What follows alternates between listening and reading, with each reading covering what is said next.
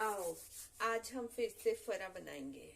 ठंड इतनी हो रही है कि मैं क्या ही बताऊं।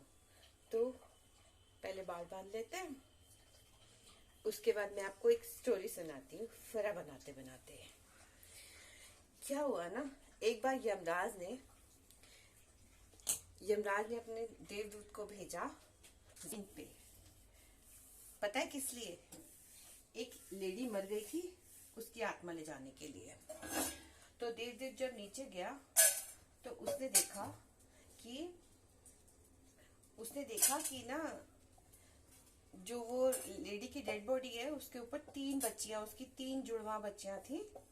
तीनों उससे चिपक कर, एक तो दूध ही पी रही है, डेड बॉडी से दूध पी रही है, और जो दूसरी है वो रोते रोते सो गई है, और जो तीसरी है वो अभी भी चिल्ला चिल्ला के रो रही है।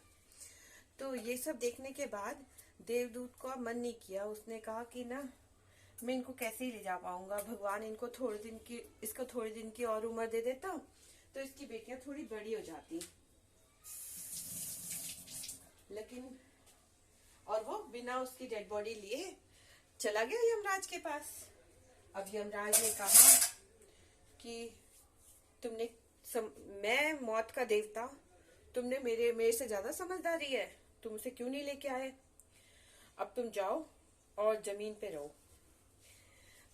रहो इंसानों की तरह। तो उसने माफी मांगी कि नहीं भगवान, मुझे कुछ करो और मुझे वापस बुला लो।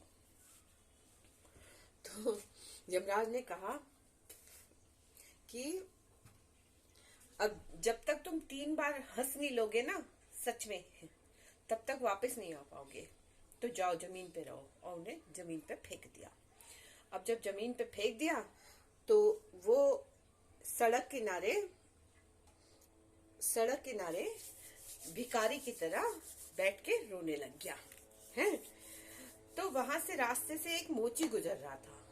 तो मोची जब गुजरा, वो थोड़े से पैसे लेके अपने बच्चों के लिए गर्म कपड़े लेने जा रहा था। तो उसने देखा, अरे ये गरीब इंसान पड़ा है, मतलब मेरे बच्चों से ज्यादा इसको जरूरत है। तो वो गया, उसके लिए कुछ गर्म कपड़े और सामान लेके आ गया खाने पीने का।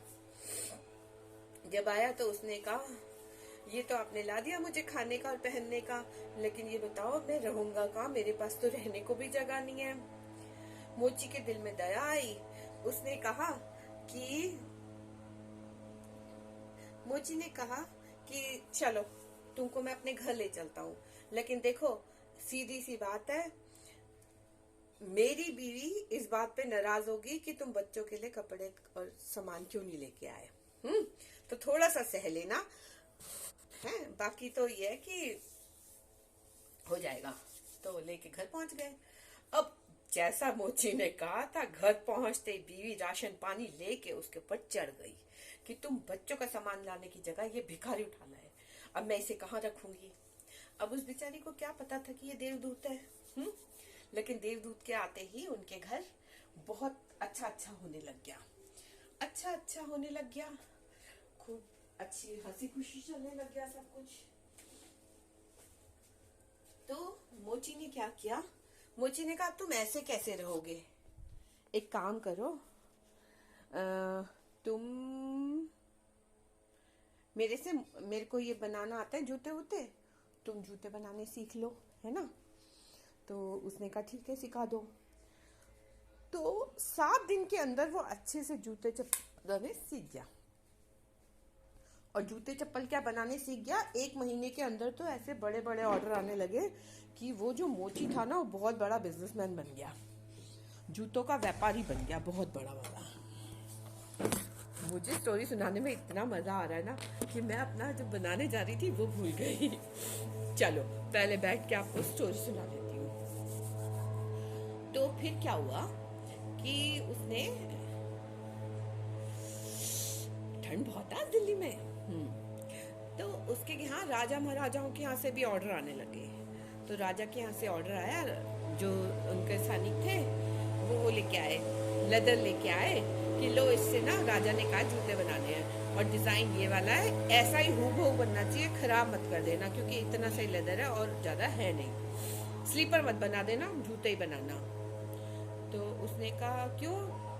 तो उसने कहा स्लीपर जो है मरने के बाद बनाया जाता है, और जूते जो है जीते जी पहनते हैं। चला गया सैनिक। अब वो बैठ गया और उसने जूते बनाने शुरू कर दिए। जूते बनाए तो जूते नहीं बनाए उसने उसने बनाए स्लीपर। अब मोची आया। मोची ने जब देखा कि इसने तो स्लीपर्स बना रखे हैं, वो गुस्सा होने लगा कि तू तो आज मरवाएगा, आज हम दोनों को ही फांसी हो जाएगी। उसने कहा कोई बात नहीं, तुम टेंशन मत लो, थोड़ा बैठो। अभी वो बैठा ही था, वो तो देवदूत था, उसे ऑलरेडी सब कुछ पता था। इतने में राजा के सैनिक आए, बोले महाराज की अकस्मात मृत्यु हो गई और अब तुम्हें जूते नहीं चप्पल बनानी है। तो उसने कहा ये स्लीपर बनी रखी है, ये ले जाओ, और दे दिया और वो चले गया। ठीक है। पहली बार तो वो मैं बताना भूल गई, पहली बार देवदूत तब हंसा जब मोची की बीवी उसकी मदद करने के बाद उस पर चिल्ला चिल्ला के पड़ रही थी। ठीक है। और दूसरी बार आज हंसा जब उसने जूते की जगह स्लीपर बनाए और राजा मर गया। ठीक है।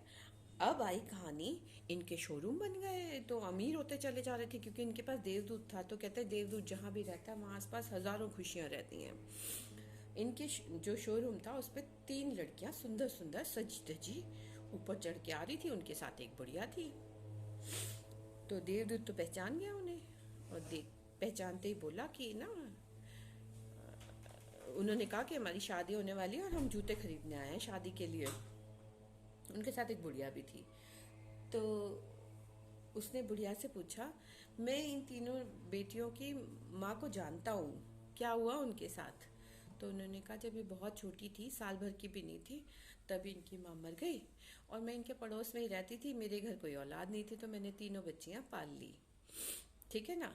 तो देखो, पड़ोसन ने पाला तो अच्छे से पाला, उन्हें अच्छे से पढ़ाया लिखाया, सब कुछ अच्छा अच्छा मिला उन्हें, है ना। अगर वो माँ के साथ रहती तो ये सब ना मिलता है, इसलिए उन माँ की मौत जरूरी थी। ठीक है ना।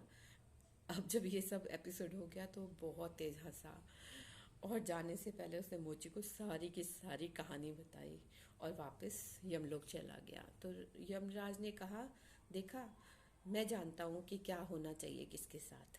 तो भगवान सब कुछ जानता है, जो होता है उसे होने दीजिए, सिर्फ अपने कर्मों का ख्याल रखिए, ज़्यादा मत सोचिए। कैसी लगी आपको कहानी? मुझे सब्सक्राइब करें, लाइक करें और कमेंट भी करें। मज़ा आएगा अगली बार।